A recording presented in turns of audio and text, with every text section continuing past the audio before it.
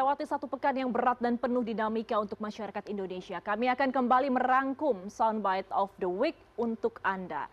Dari yang pertama tentu datang dari orang nomor satu di Indonesia, Presiden Prabowo Subianto. Setelah memberikan pernyataan berbela sungkawa atas meninggalnya ojol Afan Kurniawan, Presiden Prabowo justru memerintahkan memberi kenaikan pangkat luar biasa kepada para polisi yang terluka saat demonstrasi berlangsung. Kita lihat bersama.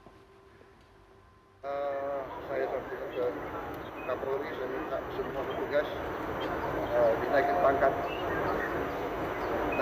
luar biasa karena petugas di lapangan membela negara, membela rakyat, menghadapi anasir-anasir. Kalau demonstran murni yang baik justru oleh aparat harus dilindungi. Hak menyampaikan pendapat dijamin oleh undang-undang.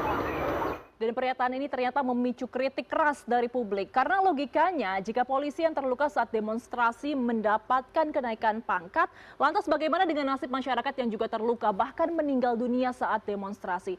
Apa yang rekan-rekan sipil dapatkan dari pemerintah selain luka fisik dan juga trauma? Nah, sayangnya pemirsa, di tengah kondisi ini Prabowo malah melakukan lawatan ke Cina untuk menghadiri parade militer. Prabowo beralasan keputusannya diambil karena situasi di Indonesia sudah kondusif dan menjaga hubungan baik antar negara. Tapi kira-kira Pak Prabowo tahu nggak ya bahwa saat ia pergi ke Cina, ramai sekali berita tentang polisi yang diduga melempar gas air mata di dua kampus Bandung, yaitu Unisba dan juga Unpas.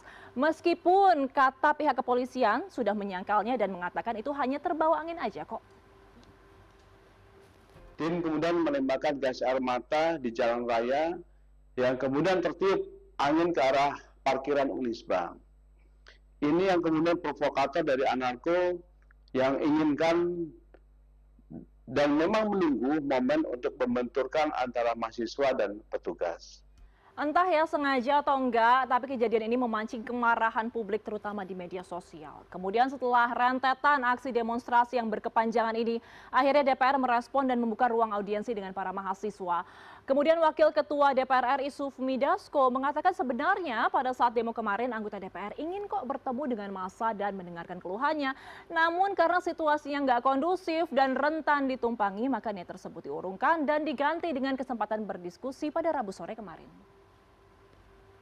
Nah, kalau kemarin dalam aksi penyampaian pendapat, sebenarnya kami juga mau keluar untuk menerima seperti pada hari ini. Pada hari ini ada perwakilan dari DPR yang menerima keluar untuk aksi pengunjuk rasa. Tetapi kalau yang kemarin-kemarin begitu kita mau keluar, itu sudah bukan murni unjuk rasa, ada pihak-pihak penumpang gelap yang tentunya suasana di lapangan tidak kondusif. Ya, kalau dibilang takut, saya juga yakin ya rakyat Indonesia juga takut kok akan ancaman keselamatan kemarin. Tapi mungkin ini adalah satu-satunya cara supaya suara masyarakat bisa didengar. Bagaimanapun juga rentetan aksi demonstrasi kemarin bermuara dari keresahan masyarakat akan kesenjangan dan tindakan semena-mena para pejabat. Saat ini tuntutan telah dirumuskan dalam konsep 17+8 yang secara garis besar menuntut sistem pemerintahan yang transparan, tegas terhadap koruptor dan menghapus kesenjangan sosial. Sekalian saya juga ingatkan pemirsa bahwa besok 5 September 2025 adalah jatuh tempo 17 tuntutan yang harus diselesaikan oleh pemerintah. Jangan sampai kita lengah, kita kawal bersama, kita buktikan seberapa serius pemerintah bertindak di atas kepentingan rakyat.